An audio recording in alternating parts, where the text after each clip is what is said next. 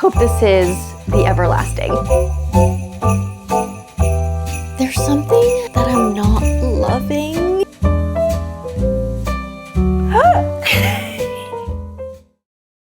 Hi everyone, it's me. Welcome to Bookmas Day 4. That means today is going to be day 2 of our blind book advent calendar reading challenge. So today we are going to blindly pick another one of these lovely wrapped books and we are going to read whatever that book is in one day. So today. So on Bookmas Day 2, we ended up picking The Wishing Game by Meg Schaefer, and that was just honestly the perfect book to read in a day. It was so cozy, it was so feel good, it made me feel all warm and fuzzy inside, which was honestly perfect for like the holiday Bookmas season. But let's see what we get today. So I'm gonna close my eyes and blindly pick one of these wrapped books. Let's do it. What's this? I feel like this is calling to me right now. Whatever this is. Oh, this one's cute. It has like reindeers and Santa and trees and candy canes and snowmen on the wrapping there. There's a better look at the wrapping. As for what this is, it's another book of the month. I feel like the feeling and the size of book of the months are always obvious. I kind of hope this is The Everlasting by Alix Harrow. Okay, yeah, I think I'm happy with that guess. I'm gonna hope and guess that this is The Everlasting by Alix Harrow. I am itching to read that book. I have heard so many good things and I'm so curious and I need to know. Okay. Gonna close my eyes so you see what I unwrap first. Please be the everlasting, please. What is it? Is it the everlasting? It's the everlasting! Oh my god, okay. I'm so excited. I love that I've low-key guessed 2 out of 2 so far. I know on Bookmas Day 2, I guessed The Wishing Game and then I changed my mind and I was like, no, it's not The Wishing Game, it's Broken Country. But I guessed The Wishing Game first, okay? So I'm going with The Wishing Game as my first and only correct guess of like Bookmas Day 2 of the last reading vlog. And I just guessed this one too. Is this like a hidden talent of mine? But okay, so excited to read this. First of all, the cover is so gorgeous. I love the design of it. I love that we have all the florals with the vining and then the sword in the middle with the eye, like the face poking out of the sword. I love the cover design. But this one is a standalone fantasy and we follow Sir Una Everlasting, who is a lady knight in history. Her epic feats were rivaled only by her tragic fate, a sacrifice that saved a queen and built an empire. So that was her past, and now centuries later, Owen Mallory, who is a historian, has dedicated his entire life to Una Everlasting. He's abandoned a promising scholarly career to defend his country. He comes home from war, broken and weary, until he finds a reason to live in the pages of a mysterious book. And so I think as he looks into Una's history, he kind of like falls back in time through this book, meets her in real life back in time, falls in love with her, and then I think he like wants to rewrite her legend so she doesn't actually end up dying, but then to do that they have to basically rewrite all of history. I don't know, concept sounds so good. It's a little bit abstract for me right now in this moment, but I'm so excited to read this. So let's dive into The Everlasting. I'm so excited. I'm so happy we picked this one.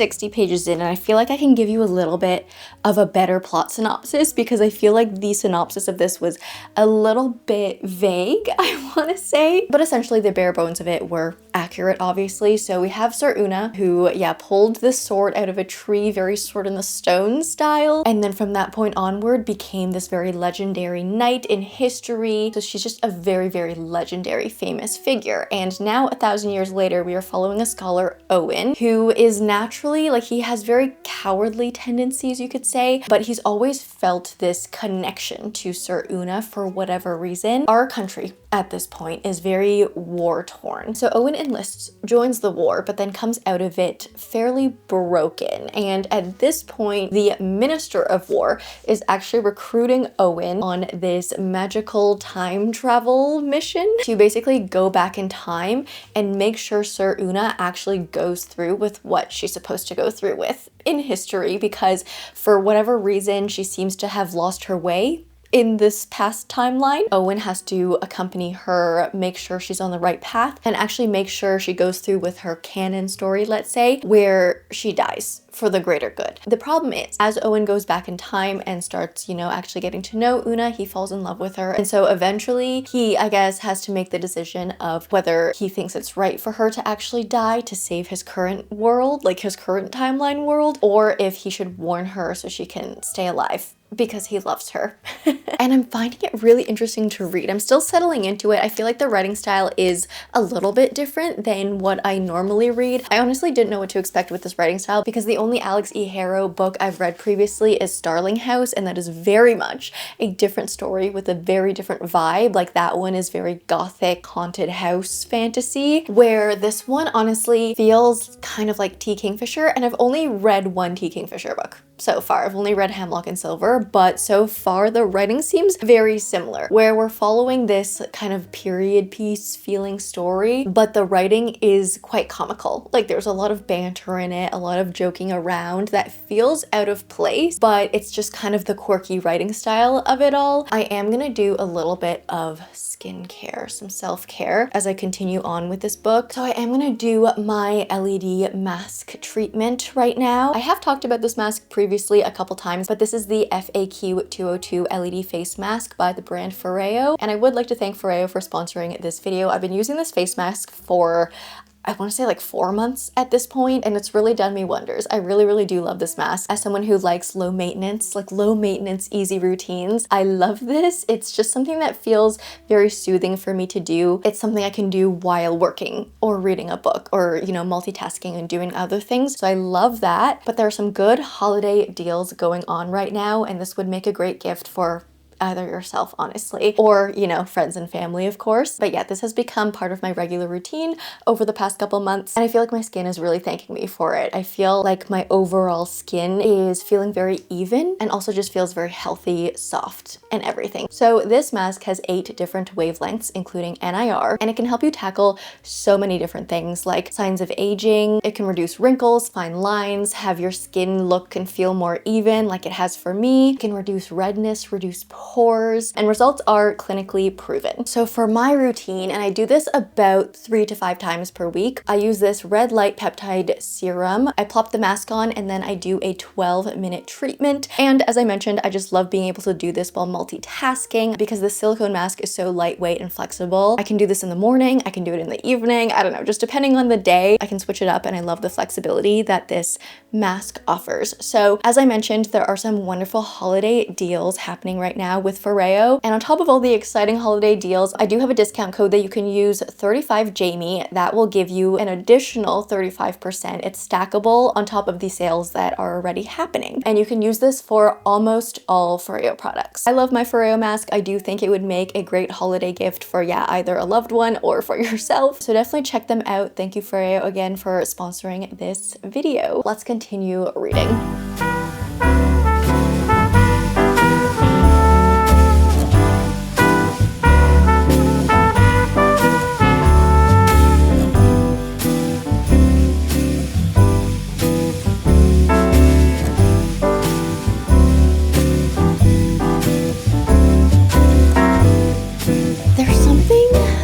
I'm not loving, and it's kind of making me sad how I'm not like fully devouring and loving this book. Like, it's not entirely bad. It's not a bad book at all, but okay, let's talk about it. So I am actually just over halfway through, and there are a lot of good things happening in this book. I think I'm really loving the kind of subverting of tropes, or the play on tropes that's happening in multiple ways. For one, we do have like a sort of chosen one trope in this book, obviously, with our Lady Knight Sir Una and like the whole sort of the stone situation. She feels very much like a chosen one, but we're not really following the chosen one. We're following a character, like a very ordinary character who is just very fascinated with the chosen one and gets obviously intertwined with what's going on with her. So that's a little fun play on like the chosen one trope. Also, I do love the idea of like, instead of just researching about history, I love the idea of going back in time and actually making sure the history happens. Like, I think it's a really fun play on that idea. I also am pleasantly surprised at how time travel-y this book is. I was thinking, like, because this is a fantasy and not listed under sci-fi, I wasn't sure how much of a role the time travel thing would play in the story, but it does like take a quite active role in the story. It's not just the idea of time travel. We do get into like time travel-y things and like the butterfly effect, and we get into all these like loopy things where you get stuck in a time loop, etc. So that part of it is fun. I think this book is filled with fun ideas and also good themes, I would say, but there's a lot I'm not really connecting to. First of all, I do think the plot is unexpected, which is usually a good thing for me. Like, when you can't just predict what's going to happen in a book, usually that makes me enjoy the story even more because it's refreshing, creative, and new. But I feel like every time we get a plot twist in this book, I don't know, I get the impression that the story just becomes more and more made up. And as a reader of fantasy and fiction, I know that sounds weird, but usually like when I'm reading a fantasy or a fiction and the story is, even though I know it's made up, it feels more real and feels more believable.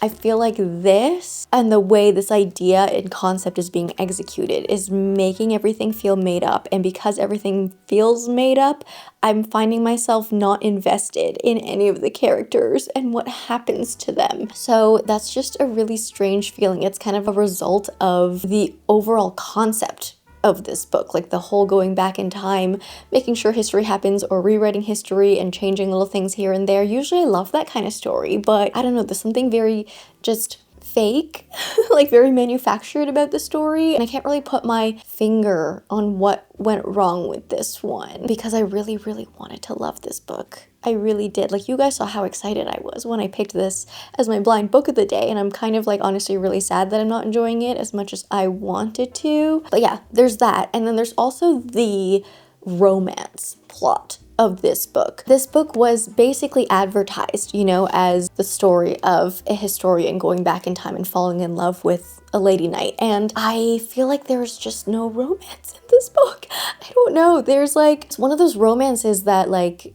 you don't really see it develop. It feels honestly more like a fetish, kind of. Like, it feels like our historian character is just really like infatuated with the idea of this knight and like all the heroic things she's done in the past. He really idolizes her and sexualizes her also, but I don't really see the love. I don't really see the emotional connection. I feel like we didn't really get all of that. It didn't feel so much like a story of him going back in time and falling in love with her. It's feeling more like a story of him already in love with the idea of her and then going back in time and then meeting her, and then it's like you just feel so literally just like mesmerized by this person. And I don't know, it doesn't feel like love to me. The idea of this book was so good. I don't know why, like, am I just not in the mood for this right now? Was this just not the right time for me to read this book? I don't know, because I've been so excited about reading it, and it always makes me sad when a book doesn't live up. But yeah, that being said, like, I don't think this book is bad. It can't be bad because so many people love this book, but it's just not working for me right now. But I'm gonna continue reading. Hopefully the last half of this book changes my mind. Please change my mind.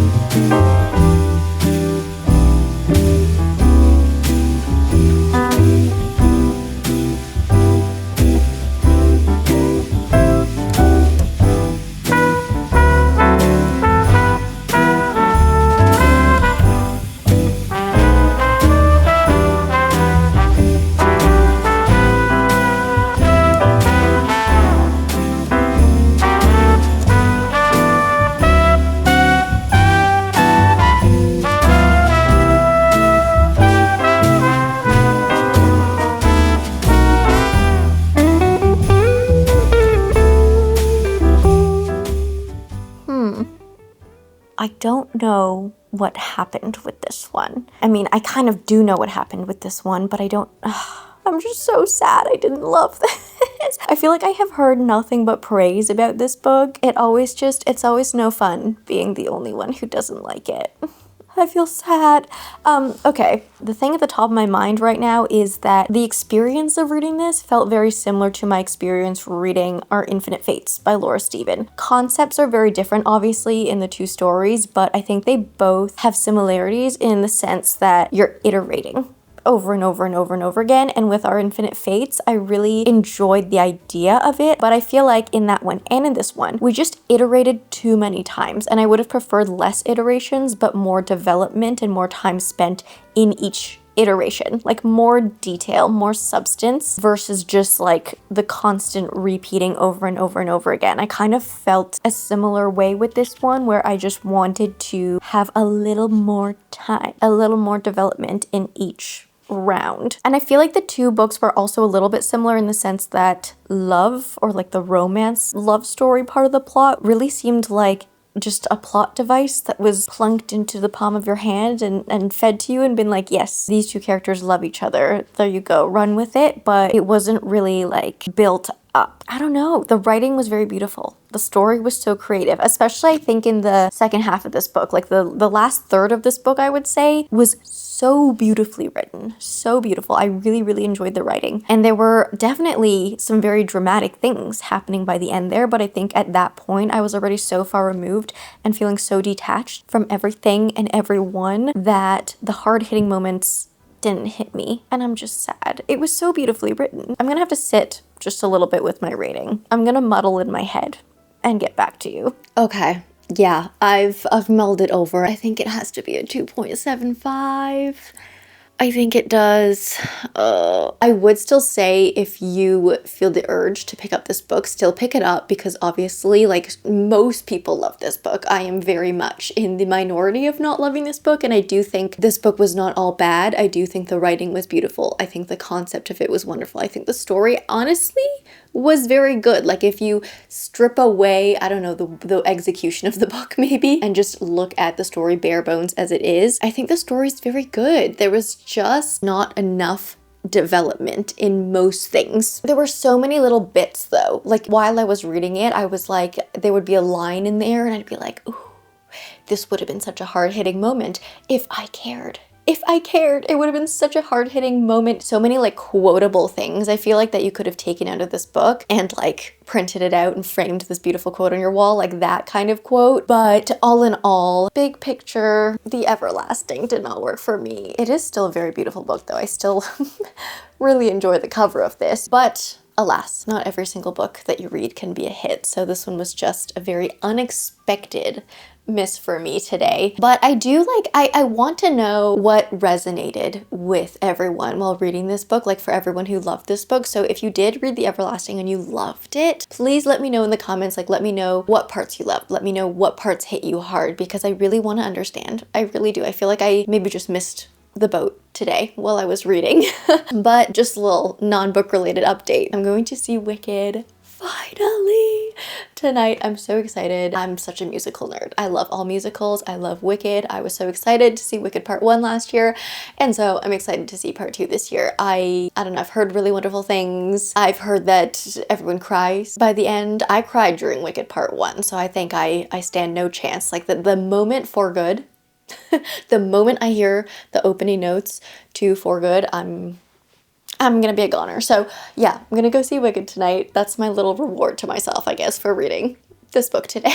But maybe, I don't know, maybe in the next reading vlog, if you care, maybe I'll give you a Wicked update and let you know what I thought about the movie. And then also just because in the last reading vlog in Bookmas Day 2, I also chatted with you guys on like the other book that I'm currently reading, like that's outside of my 1 book a day challenge, because outside of filming hours, yes, I do read even more than what I read during filming hours. That's how much I truly love books. I'm currently reading Fallen Stars by Amani Iriu. This is the sequel to Heavenly Bodies, and I only just started this. Like, I'm literally, I think, like 18 pages into this book, so I can't say anything so far, but I'm really just hoping that this gives me that fun, fast-paced plot that we got in the first book. So yeah, that is my like supplemental off-camera read. I also realized that I read Heavenly Bodies off camera, and now I'm reading Fallen Stars off camera. So maybe this is just for some reason a series that I just gatekeep for myself and don't show you my reading process. I didn't do it on purpose, I swear, but that's my current read. But for the rest of the day, before I head out and go and see Wicked, I'm just gonna do some more editing. I mean, what else is new? What else would I do with my life during Bookmas? I read and I edit. And I see Wicked. And then I read more. But okay, that brings us to the end of Bookmas Day 4. I hope you enjoyed this one. Thank you again to Harrow for sponsoring today's video. Again, if you're looking for some really good holiday gifts, or if you just want to treat yourself, Harrow does have some wonderful holiday deals going on, and you can use my code 35Jamie for the 35% off, stackable on most products on top of their current sales that they're having. So definitely check that out. Link is in the description box. But yeah, that's it. I hope you enjoyed this one. If you did, please leave me a like and a comment. If you don't know what to comment down below, let me know what blind book you think I'm gonna pick for the next reading vlog. So I think there are 5 options left to choose from. So there's Assistant to the Villain still left, Broken Country, House of the Beast, Welcome to the Hyunam Dong Bookshop, and Great and Precious Things. Those are the 5 remaining to choose from. Let me know what is your prediction on what we're gonna choose to read next. If you like me, subscribe, do that bell thing, and I will see you in the next one. Bye!